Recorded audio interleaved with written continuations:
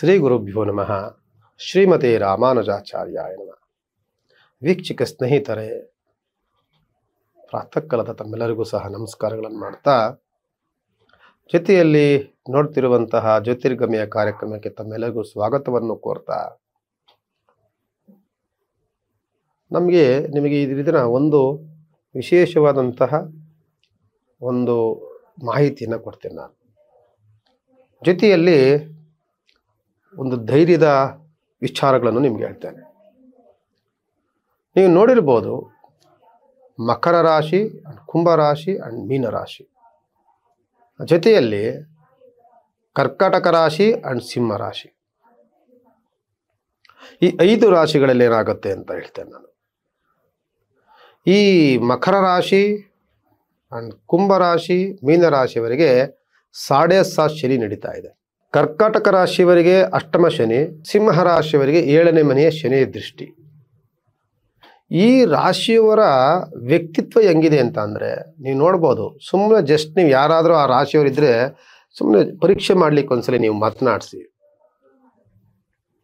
ಸಡನ್ನಾಗಿ ಕೋಪ ಬರುತ್ತೆ ಅವ್ರಿಗೆ.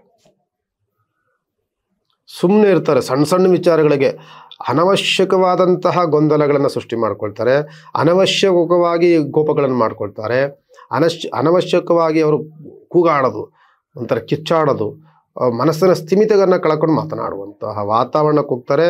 ಯಾರು ಅಂತ ಅಂದರೆ ಮಕರ ಅಂಡ್ ಕುಂಭ, ಮೀನ, ಕರ್ಕಾಟಕ, ಸಿಂಹ, ಇಷ್ಟು ರಾಶಿಯವರೆಗೂ ಸಹ ಎಲ್ಲಿ ಶನಿಯ ದೋಷದಲ್ಲಿರ್ತಾರೋ, ಯಾವ ರಾಶಿಯವರಿಗೆ ಶನಿಯ ವಕ್ರದೃಷ್ಟಿಗಳಿರುತ್ತೋ, 7.5 ಶನಿಯ ಕಾಟಗಳಿರುತ್ತೋ, ಇಂಥವರು ಚೆನ್ನಾಗಿದ್ದಂತಹ ವ್ಯಕ್ತಿ, ಸೌಮ್ಯವಾಗಿದ್ದಂತಹ ವ್ಯಕ್ತಿ, ಕುಟುಂಬದಲ್ಲಿ ಹೊಂದಾಣಿಕೆಯಿಂದ ಸಾಮರಸ್ಯವಾಗಿದ್ದಂತಹ ವ್ಯಕ್ತಿಗಳಲ್ಲೂ ಸಹ ವಿಭಿನ್ನವಾದಂತಹ ವರ್ತನೆಗಳು, ವಾತಾವರಣಗಳು, ಬದಲಾವಣೆಗಳಾಗತ್ತೆ.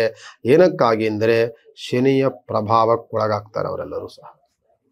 ಶನಿಯ ಒಂದು ವಕ್ರದೃಷ್ಟಿಗೆ ಅವರೆಲ್ಲರೂ ಸಹ ಒಳಗಾಗ್ತಾರೆ. ಇಂಥವರಿಗೆ ತಾಳ್ಮೆ ಕಳ್ಕೊಳ್ತಾರೆ, ಆತುರದ ನಿರ್ಧಾರಗಳನ್ನು ಮಾಡ್ತಾರೆ, ಜೊತೆಯಲ್ಲಿ ಸಡನ್ನಾಗಿ ಕೋಪದ ವಾತಾವರಣಗಳನ್ನು ಬೆಳೆಸ್ಕೊಳ್ತಾರೆ.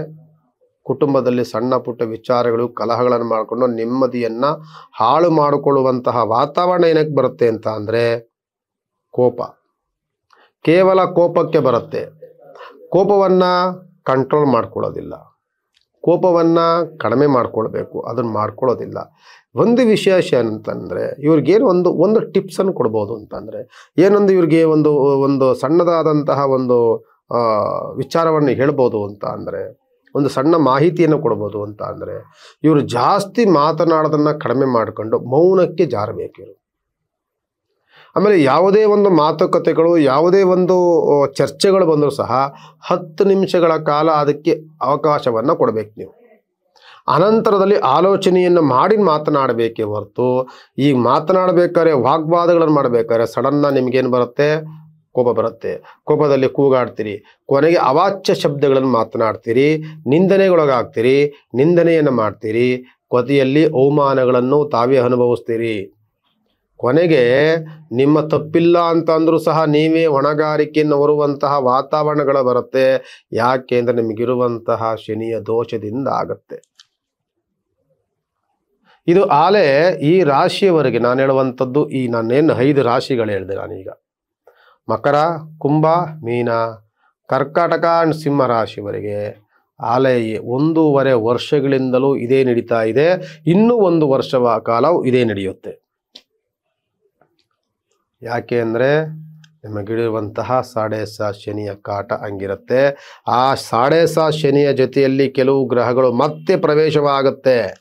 ಕೆಲವು ರಾಶಿಗಳ ಪ್ರವೇಶದಿಂದ ಮತ್ತೆ ನಿಮಗೆ ಇನ್ನೊಂದು ರೀತಿಯಾದಂತಹ ಆಕರ್ಷಣೆಗಳು, ಇನ್ನೊಂದು ರೀತಿಯಾದಂಥ ಘರ್ಷಣೆಗಳು, ಇನ್ನೊಂದು ನಷ್ಟಗಳು, ಕಷ್ಟಗಳು, ಸಮಸ್ಯೆಗಳು, ಗೊಂದಲಗಳು ಎಲ್ಲವನ್ನು ಸೃಷ್ಟಿ ಮಾಡುತ್ತೆ. ಆದರೆ ಶನಿಯ ಸ್ಥಿತಿ ಅದೇ ಸ್ಥಾನದಲ್ಲಿರುತ್ತೆ. ಒಂದು ಬಾರಿ ಶನಿಯ ಗ್ರಹ ಪ್ರವೇಶವಾಯಿತು ಅಂತ ಅಂದರೆ 2.5 ವರ್ಷಗಳ ಕಾಲ ಆತ ಬದಲಾವಣೆ ಮಾಡಿಕೊಳ್ಳೋದೇ ಇಲ್ಲ. 2.5 ವರ್ಷಗಳ ಕಾಲ ಒಂದು ಮನೆಯಲ್ಲಿ ಬಂದು ಕೂತ್ಕೊಳ್ತಾರೆ. ಅದಕ್ಕೆ ನಾವು ಹೇಳುವಂಥದ್ದವ್ರಿಗೆ ಮಂದಗ್ರಹ ಅಂತ, ಅಂದರೆ ನಿಧಾನವಾಗಿ ಚಲಿಸುವಂಥವನು ಅಂತ. ಆಮೇಲೆ ಇವ್ರಿಗೆ ಇನ್ನೊಂದೇನಾಗುತ್ತೆ ಅಂದರೆ ನಾನು ಹೇಳ್ಬಿಡ್ತೇನೆ, ಈ ರಾಶಿಯವರಿಗೆ ಕೋಪ ಬರುವಂಥದ್ದಲ್ಲದೆ ಇವ್ರಿಗಿರುವಂತಹ ಅಹಂಕಾರ ಮತ್ತು ದುಡುಕು ಸ್ವಭಾವ, ಇರುವಂತಹ ಬೇರೆ ಬೇರೆಯಾದಂತಹ ಕೆಟ್ಟ ಕೆಟ್ಟ ವಿಚಾರಗಳು, ಆಲೋಚನೆಗಳು, ಕೆಟ್ಟ ಬುದ್ಧಿಗಳು, ಇದೆಲ್ಲವನ್ನು ಸಹ ಈ 7.5 ಸಮಯದಲ್ಲಿ ಎಲ್ಲವನ್ನು ತಿದ್ದಿ ನಾನತ್ವವನ್ನು ಹೋಗಲಾಡಿಸುವಂತಹ ಒಂದು ಕೈಂಕರ್ಯವನ್ನು ಮಾಡ್ತಾನೆ ಶನಿಗ್ರಹ. ನೀವು ಯಾರನ್ನೇ ನೋಡಿ, 7.5 ಶನಿ ಬಂತು ಅಂದರೆ 7.5 ವರ್ಷಗಳ ಕಾಲದ ಶನಿಯ ಕಾಟದಲ್ಲಿ ಅವನಿಗಿರುವಂಥ ಸಂಪೂರ್ಣವಾದಂತಹ ಅವನ ಅಹಂಕಾರ, ಅವನ ಈಗೋ, ಅವನ ಸಮಸ್ಯೆಗಳು, ಅವನಿಗಿರುವಂಥ ಬೇರೆ ಬೇರೆ ಕೆಟ್ಟ ಕೆಟ್ಟ ಬುದ್ಧಿಗಳೆಲ್ಲವನ್ನೂ ಸಹ ಹೋಗಲಾಡಿಸಿ ಒಬ್ಬ ವ್ಯಕ್ತಿಯನ್ನಾಗಿ ಮಾಡಿಬಿಡ್ತಾನೆ ಶನಿಗ್ರಹ. ಯಾಕೆ ಅಂದರೆ ಅಲ್ಲಿ ಜೀವನದ ಸಂಪೂರ್ಣವನ್ನು ಪಾಠವನ್ನು ಕಲಿಸಲಿಕ್ಕೆ ಬರ್ತಾನೆ ಶನಿಗ್ರಹ. ಅದು ಈಗಿರುವಂಥದ್ದು ಈ ರಾಶಿಯವರಿಗಿದೆ. ಇವ್ರಿಗೆ ಮೊದಲು ಬರುವಂಥದ್ದೇ ಕೋಪ.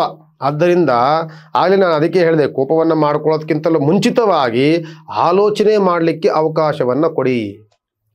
ನೀವು ಮನಸ್ಸಿನಲ್ಲಿಯೇ ಫಸ್ಟ್ ನೀವು ಆಲೋಚನೆಗಳನ್ನು ಮಾಡಬೇಕಾಗ್ತದೆ, ತಾಳ್ಮೆಯನ್ನು ತೆಗೆದುಕೊಳ್ಬೇಕಾಗ್ತದೆ. ಮೊದಲು ನೀವು ಆಲೋಚನೆ ಮಾಡಿ ಅನಂತರದಲ್ಲಿ ಮಾತನಾಡಬೇಕಾಗ್ತದೆ. ಕರೆಕ್ಟ್, ಇವನು ಈ ಥರ ಮಾತನಾಡ್ದ, ಈಗ ನಾನು ನೆಕ್ಸ್ಟ್ ಏನು ಪ್ರತ್ಯುತ್ತರವನ್ನು ಕೊಡಬೇಕು ಅನ್ನುವಂಥದ್ದನ್ನು ಕೆಲವು ಸೆಕೆಂಡ್, ಕೆಲವು ಸಮಯಗಳನ್ನು ತೆಗೆದುಕೊಂಡು ಅನಂತರದಲ್ಲಿ ಮಾತನಾಡಬೇಕು. ನೀವು ಮಾತನಾಡಬೇಕಾದ್ರೆ ಸಡನ್ನಾಗಿ ಹೋಗುವಂತ ನೀವು ಸಡನ್ನಾಗಿ ಏನಾದರೂ ಮಾತನಾಡಿದ್ರೆ ಅದು ಇನ್ನೊಂದು ತಾರಕಕ್ಕೆ ಹೋಗುತ್ತೆ. ಅಲ್ಲಿ ಇನ್ನೊಂದು ಭಿನ್ನ ಅಭಿಪ್ರಾಯಗಳು ಸೃಷ್ಟಿಯಾಗುತ್ತೆ, ಇನ್ನೊಂದು ಘರ್ಷಣೆಗಳು ಸೃಷ್ಟಿಯಾಗುತ್ತೆ, ಮಾತುಕತೆಗಳು, ವಾಗ್ವಾದಗಳು ಇವೆಲ್ಲವೂ ಆಗಿ ಕೊನೆಗೆ ನಾನು ಹೇಳ್ತೇನೆ, ಇದು ಎಲ್ಲಿಗೋಗುತ್ತೆ ಅಂದರೆ ಪೊಲೀಸ್ ಸ್ಟೇಷನ್ಗೆ ಹೋಗುತ್ತೆ, ಅನಂತರದಲ್ಲಿ ಕೋರ್ಟ್ಗೆ ಹೋಗುತ್ತೆ. ಅಲ್ಲಿ ಹೋದರೂ ಸಹ ಈ ರಾಶಿಯವರೆಗೆ ಮತ್ತೆ ಸೋಲೆ ಆಗುತ್ತೆ, ಅಲ್ಲೂ ಸಕ್ಸಸ್ ಆಗೋದಿಲ್ಲ. ಯಾಕೆ ಅಂದರೆ ನಿಮಗಿರುವಂತಹ ಶನಿಯ ದೋಷ, ಶನಿಯ ಕಾಟ. ಆದ್ದರಿಂದ ನಾವೇನು ಮಾಡಬೇಕು ಅಂತಂದರೆ ಈ ರಾಶಿಯವರಿಗೆ ಏನು ಗುರುಗಳೇ ಎಲ್ಲ ಹೇಳ್ತೀರಿ, ಅದಕ್ಕೊಂದು ಪರಿಹಾರ ಟಿಪ್ಸನ್ನು ಹೇಳಿ ಅಂತ ಮೊನ್ನೆ ಯಾರು ಫೋನ್ ಮಾಡಿದ್ದು. ಎಂಥ ಟಿಪ್ಸ್ ಹೇಳಬೇಕು ಅಂತ ಅಂದಾಗ ನೀವೇನು ಮಾಡಬೇಕು ಅಂತ ಅಂದರೆ, ಈ ರಾಶಿಯವರು ಶನಿಯ ದೋಷ ಇರುವಂತಹ ರಾಶಿಯವರು 5 ಹೇಳಿದ್ನಲ್ಲ, ಈ ರಾಶಿಯವರು ಹನುಮಾನ್ ಚಾಲಿಸ್ ಹೇಳೋದನ್ನು ಮರಿಬೇಡಿ. ರಾಮತಾರಕ ಭಜನೆಗಳನ್ನು, ರಾಮನ ಸಂಬಂಧಪಟ್ಟಂತಹ ಬೋಧನೆಗಳನ್ನು ಕೇಳಿಸ್ಕೊಳ್ಳಿ. ಹನುಮಾನ್ ಚಾಲಿಸ್ ಹೇಳ್ಕೊಳ್ಳಿ. ಹನುಮಾನ್ ಚಾಲಿಸ್ ನಿಮ್ಗೆ ಹೇಳಕ್ಕೆ ಬರಲಿಲ್ಲ ಅಂದರೆ ಅಟ್ಲೀಸ್ಟ್ ಕೇಳಿಸ್ಕೊಳ್ಳಿ. ಯಾವುದೂ ಆಗಲಿಲ್ಲ ಅಂದರೆ ಓಂ ನಮ ಹನುಮತೆ ನಮಃ, ಆಂಜನೇಯ ನಮಃ ಅನ್ನೋ ಮಂತ್ರಗಳನ್ನು ಆಗಾಲಿ ನಿಮ್ಮ ಮನಸ್ಸಿನಲ್ಲಿ ಪಠಿಸ್ತಾ ಇರಿ. ಕೂತ್ಕೊಂಡಾಗ, ನಿಂತ್ಕೊಂಡಾಗ, ಕೆಲಸ ಮಾಡಬೇಕಾದ್ರೆ ಮನಸ್ಸಿನಲ್ಲಿ ಹೇಳ್ಕೊಳ್ಳೋಕ್ಕೇನು ಓಂ ಆಂಜನೇಯ ನಮಃ ಅದನ್ನು ಹೇಳ್ಕೊತಾ ಇರಿ. ಅಷ್ಟು ಹೇಳ್ತಾ ಇದ್ದರೆ ನಿಮಗೆ ಎಷ್ಟೋ ಇರುವಂತಹ ಶನಿಯ ದೋಷ ಕಡಿಮೆ ಆಗುತ್ತೆ.